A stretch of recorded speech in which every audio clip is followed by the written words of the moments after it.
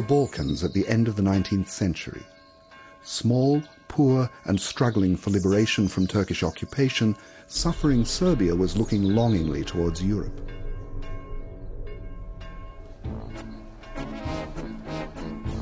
The peasant land of Serbia was faced with the necessity of literacy and modernization.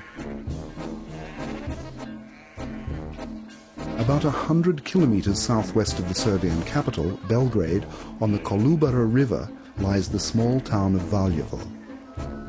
Before long, on an exclusively artisan settlement, there open the first industrial sectors, with a railway and electrical energy. A secondary school is opened, the first theatrical performances are staged.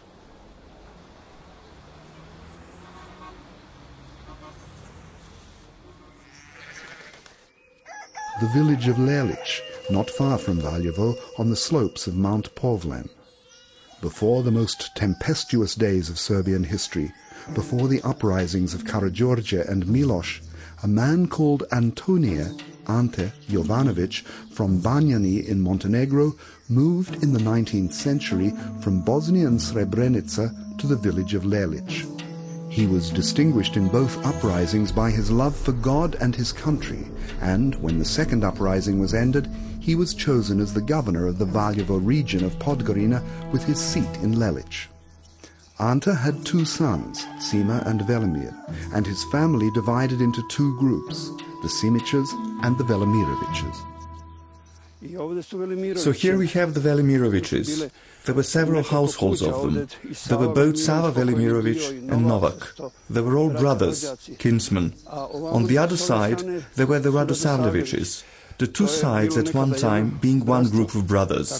So it was reckoned. There was one ancestor, and then there were two brothers. This is Bishop Nikolai's home. Here is where he was born. Nikola Velimirović was born 2 days before Christmas on December 23, 1880, according to the old calendar, or, according to the new calendar, on January 4, 1881. His father was Dragomir and mother Katarina, née Filipović, both of them from the village of Lelic. Now we are coming to the home of Granny Kata. We greet each other and kiss her hand, as we all respect her. This was what everyone in the village called her, Granny Kata. It could be said that the Velimirović family was not simply a peasant princely aristocracy, but also a spiritual and priestly one. On Saturday evenings, when the week's work was all done, we gathered together to pray to God. In the evening, my grandfather, the head of the household, would call us all to prayer. We had no chapel in the house. In bad weather, we prayed in the house, in fine weather out of doors. The starry heavens were the dome of our church. The moon was indeed an icon, and dearest granddad was the priest.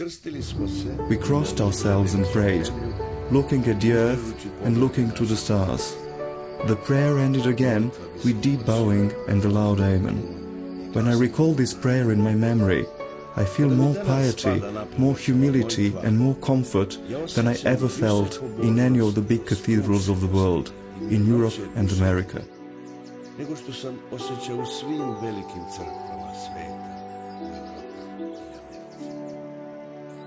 Bishop Nikolai recorded his memories of this period of his life.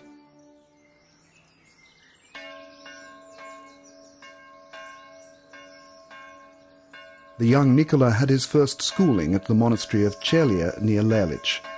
Here, Father Andrija, the superior of the monastery, a man known far and wide as a benefactor and a man with a merry heart, a hero of Serbia's wars against the Turks, taught him love for his fatherland and spoke to him of Serbia's glorious and troubled past.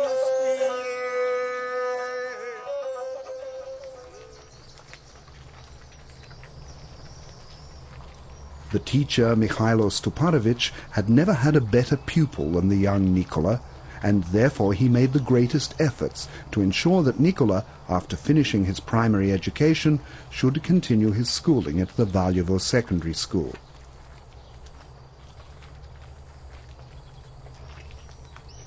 At the turn of the century, the Serbian intelligentsia had predominantly been of peasant stock and had got their schooling by working in the wealthy houses of the town. Many of Nikola's friends were educated in this way, and he himself first lived in Valjevo with his old teacher, Mrs. Milka Čobanović, who had in her youth been the first love of Milovan Glišić, and he helped her around the house. She was, in fact, that famous Milka in the Old Town songs. Yes, indeed, Serbia had been and still was a small country.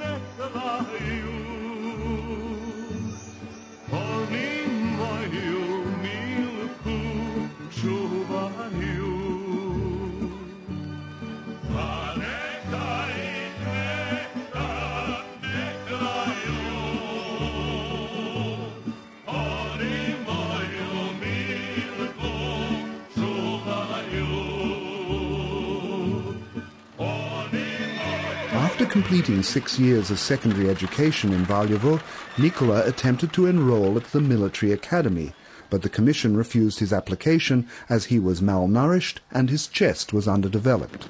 Nikola therefore enrolled in the theological and pedagogical school in Belgrade. It was no wonder that this young man, along with many of his contemporaries, was after a military career. After a whole century of fighting, Serbia was only just facing real and glorious battles.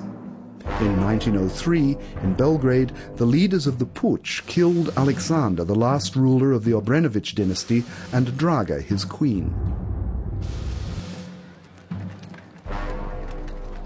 The descendants of the leaders of the first Serbian uprising, the Karađorđevićes, came to the throne. Relations between Serbia and the Austro-Hungarian Empire became tense. It came to the outbreak of what was known as the revenue war between the two countries. In the Balkans, the movement to unite the southern Slavs became ever stronger. Nikola Velimirowicz, living in Belgrade in cheap lodgings without enough money, was finishing his seminary education as one of its finest students. He supplemented his income by working on the distribution of the Christian Herald under the influential and well-thought-of Prote Alexa Ilić. A younger, progressive generation of seminarians would gather around the Prote, together with eminent men of the Belgrade of that time, a few foreign envoys, many of the clergy, and nationalist workers from regions not yet liberated. In these circles, the lamentable state of the episcopate was criticized, and a solution was sought for the Church's problems. Nikola wrote and published his first youthful and uncompromising newspaper articles in the Christian Herald. Let the person who brought up the question of the causes of the decline of faith and morals among us see one of its causes in this very fact and give it firm emphasis.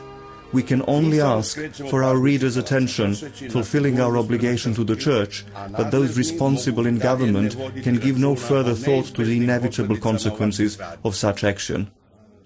Following the practice of the day, Nikola, after completing his studies at the seminary, was first employed as a teacher. This was in his home area in the village of Dračić, about 10 kilometers south of Valjevo.